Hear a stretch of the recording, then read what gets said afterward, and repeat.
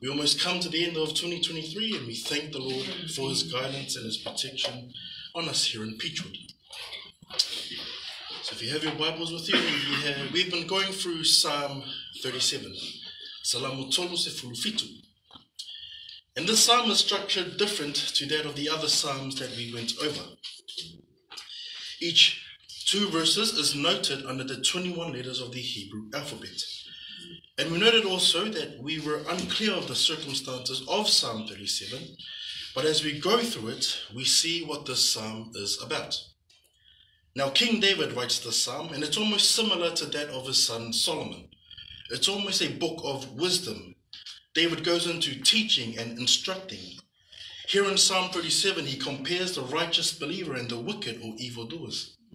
There is exaltation, there is teaching and instructing that David writes here. We went through verses 1 and 2. And if I can ask our English Bible readers, please, to read our recap verses, which is verses 1 and 2 of Psalm 37. Our English Bible readers, please. Iya. Do not fret because of evildoers, nor be envious of the workers of iniquity, for they shall soon be cut down like the grass, and wither as the green herb. Thank you. Our Samoan Bible readers, please. Iya.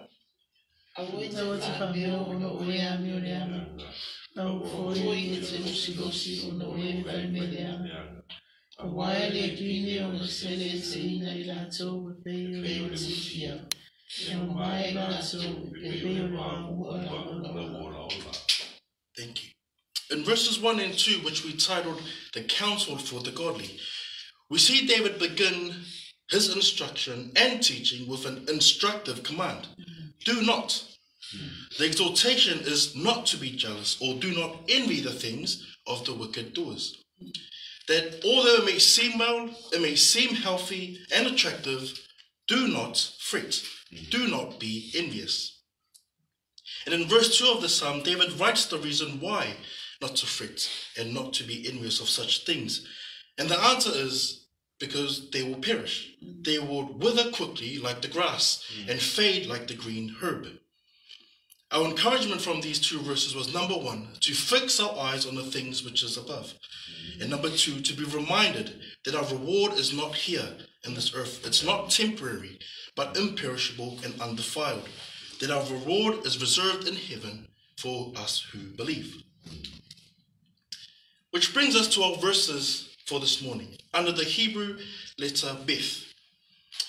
And we have these words written by King David. I will read verses 3 and 4 in English, then I'll have our Samoan Bible readers, please, to read Salamo tolu se fulufitu, vai upu tolu ilefa.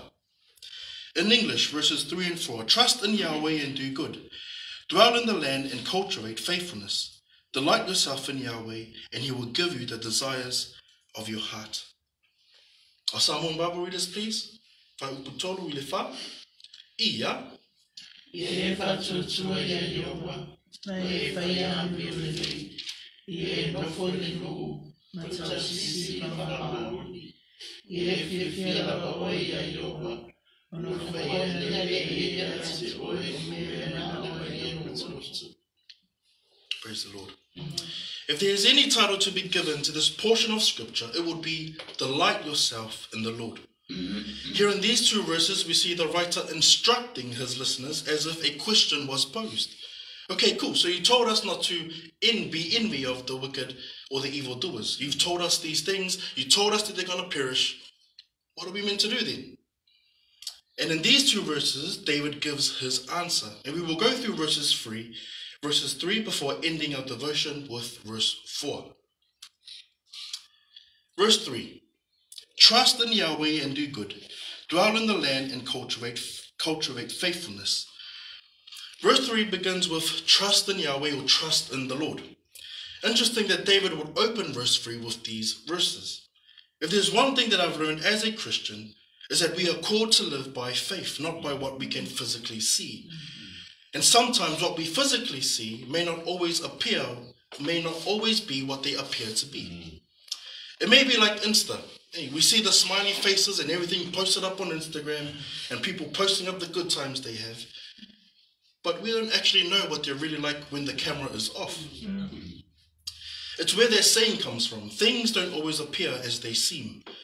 And if we tie it back to our context this morning, the wicked flourishing in abundance, succeeding in life, but we don't actually know what they're really like and what they had to do to get there.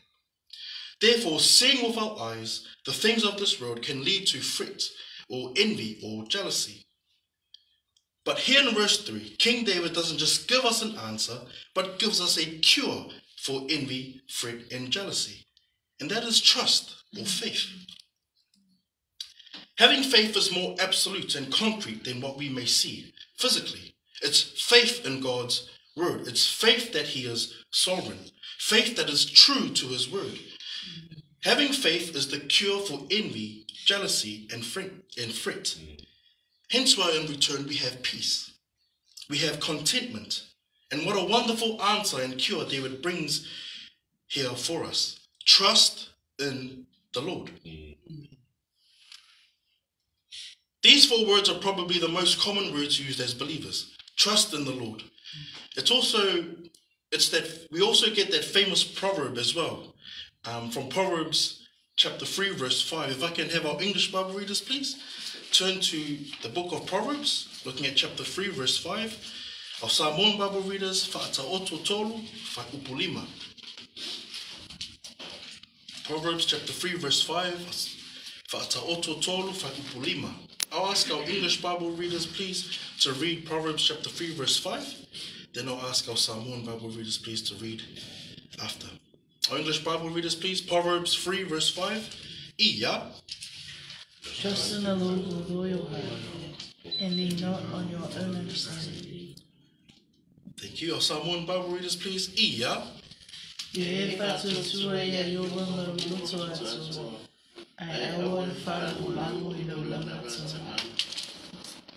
And this is David's son. So David's son is writing these words. He's imparting wisdom to his readers.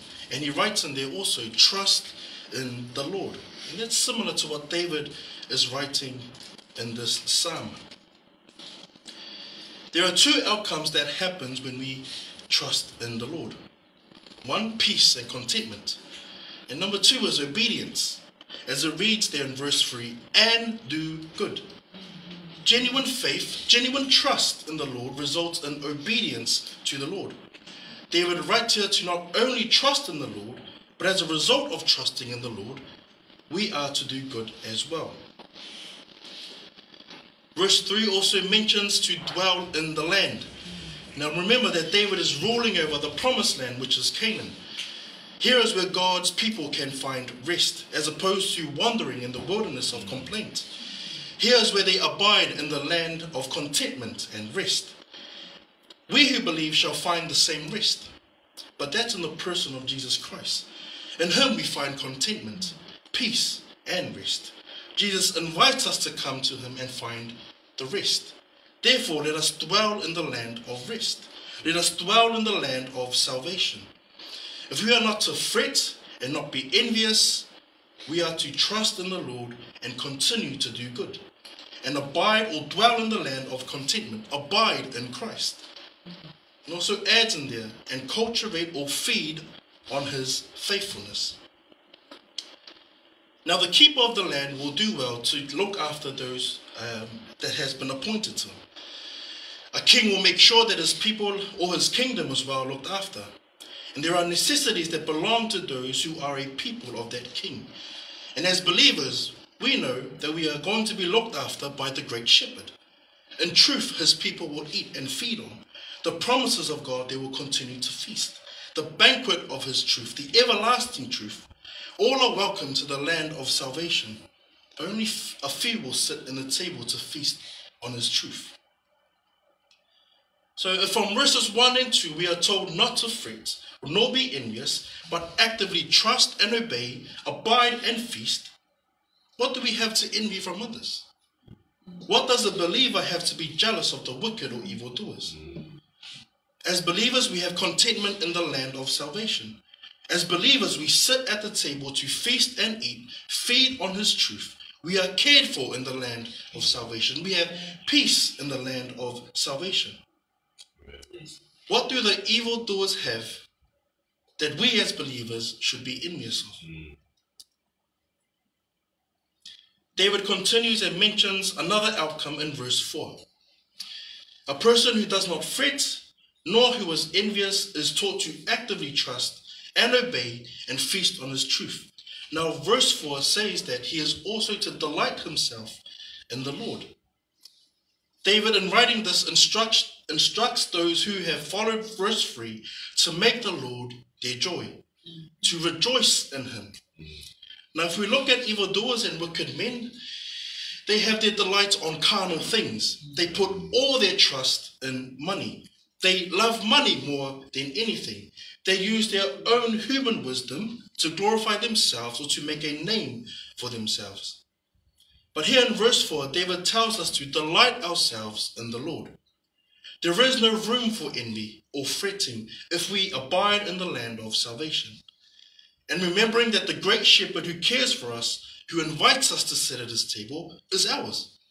It's not like ours and he's far away. No, it's ours as a close friend. Delighting in the Lord does not do away with the contentment and peace, but delighting in the Lord keeps you in those blessings. In Psalm 94 verse 19, the psalmist here notes how the comforts of the Lord delighted the writer's soul. If I can have our English Bible readers, please. Psalm 94 verse 19. For Samoan Bible readers, salamu iwa se fulufa, fai upu se fuluiva. Our English Bible readers, please. Psalm 94 verse 19. Ia. Your comforts delight my soul. Our Samoan Bible readers, please. Salamu iwa se fulufa, fai upu se fuluiva. Ia.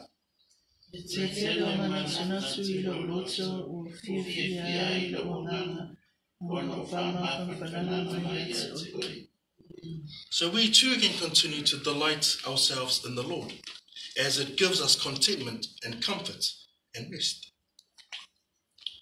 We finish verse 4 with the remaining sentence. He will give you the desires of your heart. Here is a blessing for those who trust in the Lord, who do good, who feast on his word, who delight in the Lord. This is the blessing in return, that he will give you the desires of your heart. Why? Because a believer's desire is to seek that which pleases the master. The desire of a believer is to ask for the things that pleases our God. In this, the believer's will is conformed, and his will is conformed and subdued to the will of God. And with this in mind, we see in other texts of scripture that references the same verse. Our first scripture reference is Psalm 21 verse 2. Salamu lua se fulutasi fai upulua. Psalm 21 verse 2. Salamu lua se fulutasi fai upulua. I'll ask our English Bible readers, please, if you can read from Psalm 21 verse 2, and then I'll have our Samoan Bible readers, please, to read after. Our English Bible readers, please, Psalm 21 verse 2. Ia. You have given him his heart's desire, and have not withheld the request of his lips. Our Samoan Bible readers, please. Ia. Wherefore ina ia te ia le mana o rona motu. Wele fa fiti fo ia te ia le mea o le ori atua i o rona motu. And our last scripture reference comes from Psalm 145 verse 19. 145 verse 19. Our Samoan Bible readers, salamu selau fa se fulima, fai upu se fuluiva.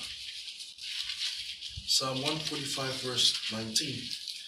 Now this time I'll ask our Samoan Bible readers, please, if they could read from salamu selau fa se fulima, fai upu se fuluiva. Our Samoan Bible readers, please. Ia. Kaya ia le mea mana o ia o ia masitau ia te ia. E whao whomofoi o ia I la rātou ala mātu. Ma whao la ina I rātou. Our English Bible readers, please. Psalm 145 verse 19. Ia. He will fulfill the desire of those who fear him. He also will hear their cry and save them. Praise the Lord. The believer's desire is to seek that which pleases the Lord. Therefore, the Lord is willing to give the believers his heart's desire. Now, what does that mean for us? I guess I'll put it there before you that our points are laid before us in verses 3 and 4. Number 1 is to trust in the Lord. Spend alone time with the Lord. Pray unto the Lord and read his word. Number 2, do good. Following trust, genuine trust, is doing good. May it be serving with the brethren out in the markets and fulfilling the Great Commission, or may it be fulfilling the Great Commission with your own families. Number 3, dwell in the land. Abide in Christ. Dwell in the land of salvation. Number 4, delight in the Lord. May your joy be in Christ and not in the carnal things of this world. And number 5, the Lord's will is our will. May we continue to be believers that seek the things that pleases our Master. I will close this time off in prayer. Then I'll hand it over to Pastor Vaivai, who will lead us in a time of worship. Let us pray. Father, we thank you, Lord, for your word. Father, we pray that the truths of your word will settle in good soil this morning, Father. May it be one of encouragement, may it be one of self-reflection, may it be one of edification, Lord. And I pray, Father God, that you continue to lead us, help us, walk accordingly to your word. We thank you for the time gathered here today as believers, and as we are encouraged, Lord, may we continue to do the will of our Father. In Jesus' name we pray. Amen. Can I have everyone